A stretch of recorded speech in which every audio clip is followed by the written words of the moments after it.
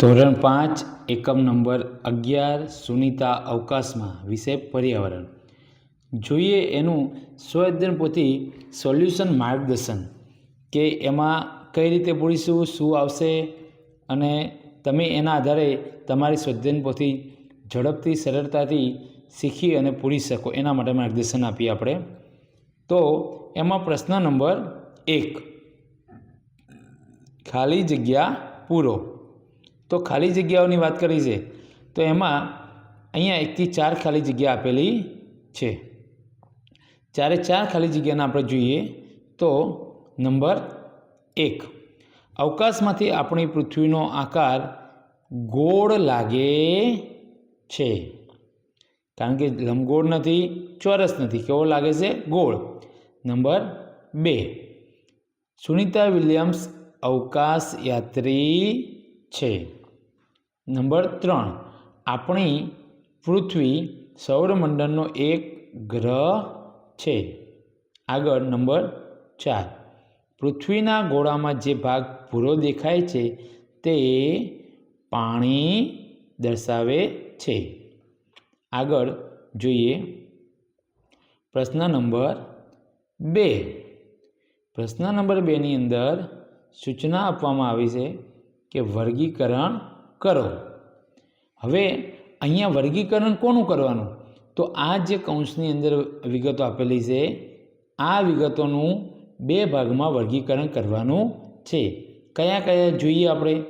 તો એક વર્ગીકરણ જમીન પર જોવા મળે એમાં અને બીજું જે આકાશમાં જોવા મળે તેવું. આ 2 વર્ગીકરણ આપણે કરવાના છે. જોઈએ આપણે તો એમાં જમીન પર જે જોવા મળે છે એમાં કોણ હોય છે અથવા કઈ કઈ વસ્તુઓ ઉપરના લિસ્ટમાંથી છે એની વાત કરીએ તો વૃક્ષો, નદી, શાળા, ખેતરો, પર્વતો, દરિયો અને સરોવરો જે જમીન પર જોવા મળે છે. આકાશમાં શું? તારા, સૂર્ય, ચંદ્ર, ઉલ્કાઓ, ગ્રહો, ઉપગ્રહો. આગળ જોઈએ પ્રશ્ન નંબર 3. પ્રશ્ન નંબર 3ની અંદર અહીંયા આપણને સૂચના એવી આપી છે કે પ્રશ્નોના જવાબ લખો. તો એમાં નંબર 1, સૂર્ય રાત્રે કેમ દેખાતો નથી? કારણ કે પૃથ્વી પોતાની ધરી પર ફરતી રહે છે. આથી રાત્રે આપણે જે જગ્યાએ હોઈએ છીએ ત્યારે પૃથ્વીનો તે ભાગ સૂર્ય તરફ ન હોવાને કારણે સૂર્ય દેખાતો નથી. જોઈએ નંબર 2, અવકાશમાં શા માટે બધી વસ્તુઓ તરે છે? અવકાશમાં બધી વસ્તુઓ તરે છે કારણ કે અવકાશમાં ગુરુત્વાકર્ષણ બળ લાગતું નથી કે ખૂબ જ ઓછું લાગે છે, જેને લીધે બધી વસ્તુઓ તરતી લાગે છે. નંબર 3 જોઈએ. નંબર 3ની અંદર જો તમે અવકાશમાં જાઓ તો શું કરો? જવાબ જોઈએ. જો હું અવકાશમાં જાઉં તો પૃથ્વીને નજીકથી જોઉં, તારા, ગ્રહો અને આકાશગંગાઓનો અભ્યાસ કરું, વૈજ્ઞાનિક પ્રયોગોમાં મદદ કરું, ઉપગ્રહો અને ટેકનોલોજી વિશે શીખું અને અંતરિક્ષ યાત્રીઓ સાથે અનુભવો શેર કરું. આગળ નંબર 4, અવકાશમાં અવકાશયાત્રીના વાળ કેમ ઉપર રહે છે? કારણ કે ત્યાં ગુરુત્વાકર્ષણ બળ ન હોવાથી વાળ ખરેખર ઉપર નથી જતા, પણ નીચે ખેંચનાર બળ ન હોવાથી તે સ્વતંત્ર રીતે ફેલાઈ જાય છે અને આપણને ઉપર ઊભા હોય એવું લાગે છે. આગળ પ્રશ્ન નંબર 4. પ્રશ્ન નંબર 4ની અંદર સૂચના છે વિધાનો ખરા છે કે ખોટા તે દર્શાવો. એમાં જોઈએ નંબર 1, પૃથ્વીના ગોળામાં વિવિધ ગ્રહો વિશે માહિતી આપેલી હોય છે. ખોટું. અવકાશમાં માનવીનો વસવાટ છે. ખોટું. ચંદ્ર ઉપર તમારું વજન પૃથ્વી કરતાં ઓછું થશે. ખરું.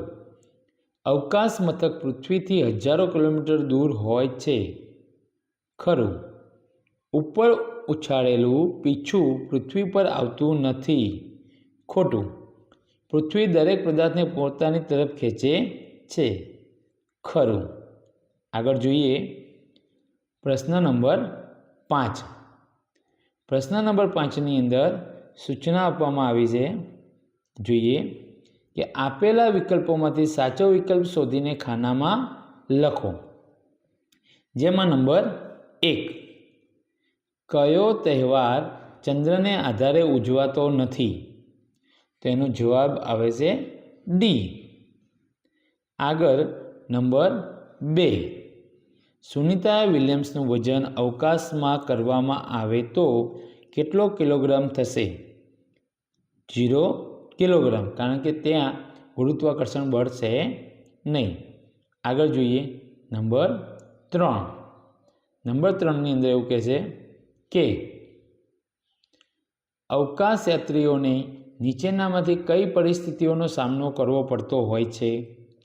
તો જવાબ એ, વિધાન 1 અને 2, પાણી ટીપા સ્વરૂપે મેળવવું પડે છે અને શરીરને ચોક્કસ સ્થળે રાખવા બાંધવું પડે છે. આગળ જોઈએ નંબર 4, હવામાં ઉછાળેલો દડો નીચે જ કેમ આવે છે? જવાબ આવશે માત્ર 1, બી, ગુરુત્વાકર્ષણ બળના કારણે. આગળ જોઈએ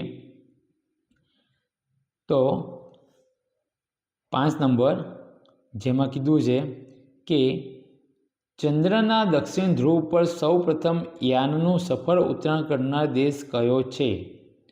તો ભારત. ચંદ્રયાનનું સફળ ઉતરાણ કરાવનાર દક્ષિણ ધ્રુવની વાત છે. આગળ જોઈએ પ્રશ્ન 6. અહીંયા સૂચના આપી છે કે આપેલ તિથિએ ચંદ્રની કળા કેવી હશે તે દોડો.